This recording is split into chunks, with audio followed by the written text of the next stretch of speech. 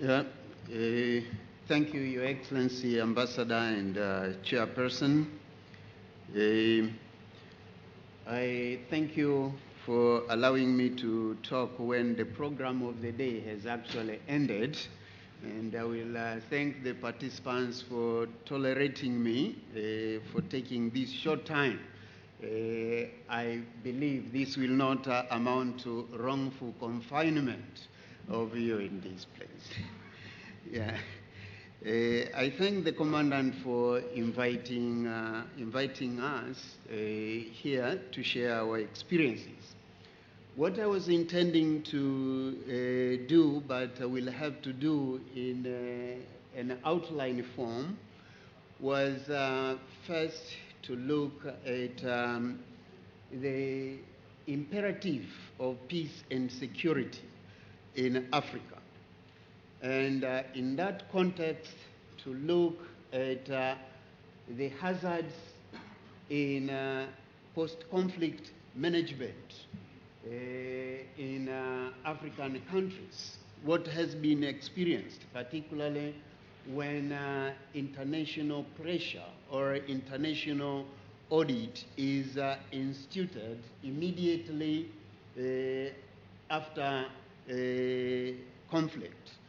And I wanted specifically to look at the United Republic of Tanzania, not to demonstrate post-conflict management, but to highlight the perils of peace. What can happen if you grow complacent once you secure peace and security? Given the time limitation, definitely I will just highlight or point out a few things.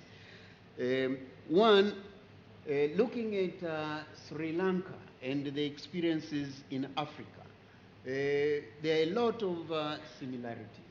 Sri Lanka emerged from colonial rule with a resolve to pursue economic development, to achieve economic prosperity within possibly as short a time as possible. And very likely that this was not immediately achieved because a number of constraints emerged along the way, just like African countries faced the realities of the imbalances in the world economic order, and found that certain objectives could not be achieved. And what was intended had to be reviewed, but without much success, because in many cases with economic hardships and the collapse of the emergent systems after independence, immediately many of these countries were plunged into wars, civil disorders, overthrows of government, and for quite a long time, the history of Africa, especially from the 60s and 70s, has been a history of conflicts. You find this happening in Nigeria, in Ethiopia, in Somalia, in Congo, Central African Republic, Rwanda, and other countries for a long time until late 70s. Still we are struggling to acquire meaningful self-rule, like South Africa, Angola, Mozambique, Namibia, Zimbabwe. And of recent, we see that conflicts are again emerging with the ongoing regime changes. Now we have a situation in Libya, in Egypt, Algeria, and currently we are facing tense conflicts in South Sudan. All these have led to varying experiences on how to deal with conflict situations. But of interest, and what has become a concern in Sri Lanka is what happens after winning a war, what happens after cessation of hostilities, what happens when you have overcome terrorist resistance in a country. Now, in Africa, there has been diversity. We have situations that have led to total collapse of systems of governance. For instance, the persisting conflict in Somalia led to a very disastrous, what was then called an international humanitarian intervention. This came and failed, and when it failed, a country was left unattended. As a result, it has never managed to reconstitute governance, and it became quite a ripe terrain for operation of terrorist activities, piracy, and all that. And no one is there to take accountability for that error that happened. As well, we have countries that succeeded to reconstruct, but some were interfered with, others which were not interfered with managed to reconstruct and reconstitute governance and are on a stable path to pursue economic reconstruction and development. On one hand, we can look at the experience in Ethiopia. Ethiopia, when it was reconstructing, one of its stances was that leave us to pursue reconstruction and deal with the consolidation of the peace that has been hard won, and audit us when we have managed to go through all the processes in the post-conflict period, because this is a delicate time that needs consolidation, and there are very unique experiences that have been suffered, which might not be correctly understood by an external audit, but by the people and the government that is leading the process of consolidation of the peace and the reconstruction or reconstituting of governance. In which way, therefore, they managed to move quite well, and they are on a stable path now, which was not the case, for instance, in Angola. Angola had gone like a pendulum. After the first phase of fighting, of trying to overcome the UNITA rebels, they found that sitting and discussing about national reconstruction was often interfered with, because UNITA could at any point in time had steady support and resources. So every time there was an attempt to reach peace, then UNITA would go back to the forest. It's only when Savimbi was killed in a military operation that we see UNITA emerged with the stability from the conflict, and today it's on a path of reconstruction. Similarly, we can look at a number of other African countries like Mozambique and Renamo. This is where you have Renamo and Frelimo, two opposing forces that at a certain point in time they had to accept that continued fighting will never enable them to achieve anything. But at the same time, of course, you could see there was prolonged lack of understanding because of external interferences which took a different position, especially when Renamo continued to enjoy some support from other areas. So what we are experiencing in Africa is the fact that ability to achieve peace and overcome terrorist or violence must essentially reside in the country itself. And two, when peace is achieved or violence is overcome, it is important that these countries are assisted to consolidate what gains or what victories have been achieved.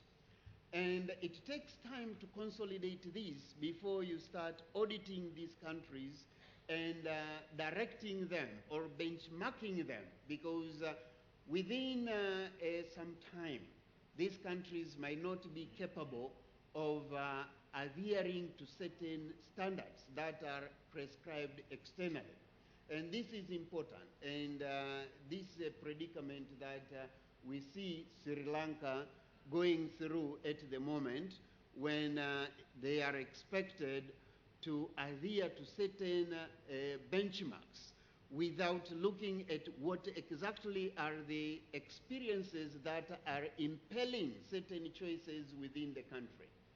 I don't know whether we need to have in place international norms that will give guidance at what point in time any country emerging from a conflict situation should be subject to international audit, or what should be done. That might be a question of guidance. But also, I would like to look at a country like Tanzania. A country like Tanzania has been unique in the sense that since after independence, Tanzania has enjoyed unity and peace. And it has enjoyed unity and peace against odds. I'm saying against odds because Tanzania is surrounded by countries which do not enjoy peace. It's bordering almost 11 neighbors in Africa. It's the only country with about 11 neighbors in Africa.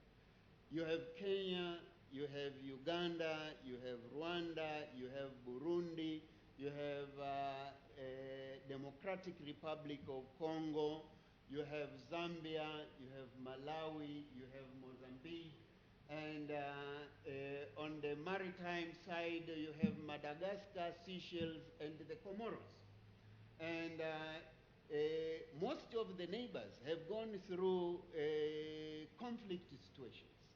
The Comoro, Madagascar, Rwanda, Burundi, Congo DRC, Uganda, and we are within proximity with Sudan, Somalia.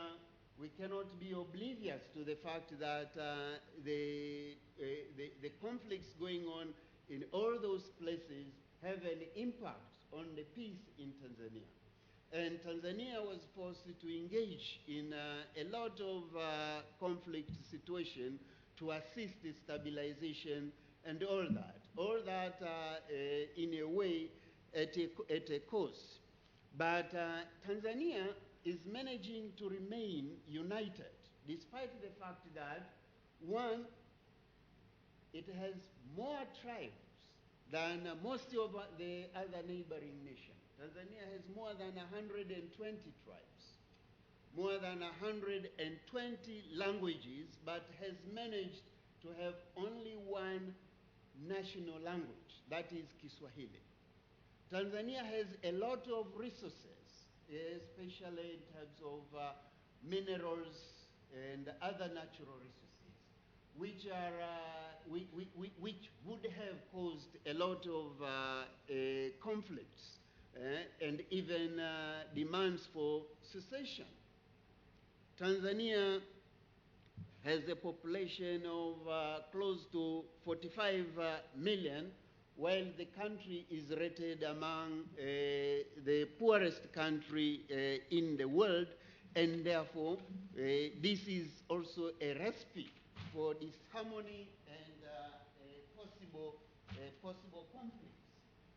Tanzania Perhaps like Sri Lanka is multicultural and has a lot of religions. In Tanzania, you have the Africans, you have the Asians, you have the Europeans, some of them, especially from Poland, during the Second World War, went to Tanzania. And we have a mixture of religion, Christianity, Islam, Hindu, and other traditional religions.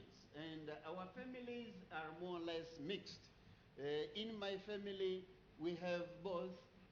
We have Christians,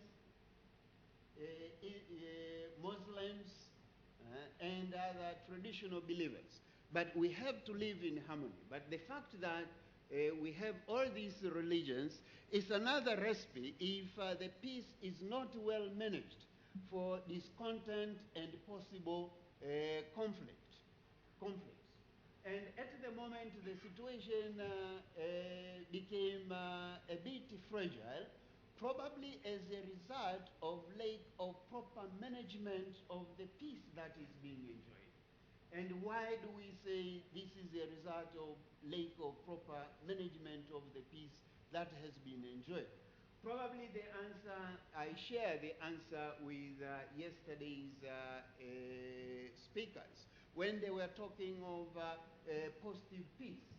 Because when you have peace, you have a responsibility to make sure that you take advantage of the peace to properly manage national affairs, to properly manage national resources, to ensure equity in the distributions within the country. Because if you forget that, then you have a problem.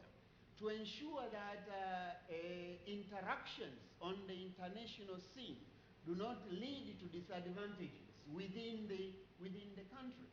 That can also cause discord, can cause a lot of process and lead to breakdown of peace.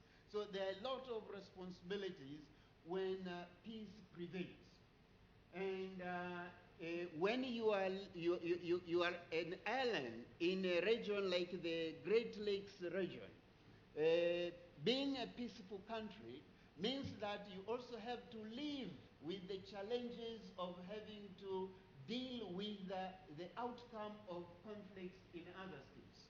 For instance, Tanzania is one country that way back in 1990, 1991, I think in a day it had to receive more than 500,000 refugees crossing the border into the territory, and had to support this and be able to make sure that the influx of refugees do not lead to breakdown of peace and bringing about conflicts within the country. So these are challenges that are that face any country that is enjoying stable peace, like Tanzania. Maybe instead of elaborating much and given the time constraints, Your Excellency Ambassador, allow me not to take more of the time, and I should clarify by way of questions rather than continuing to talk about the minute details. Thanks for tolerating me.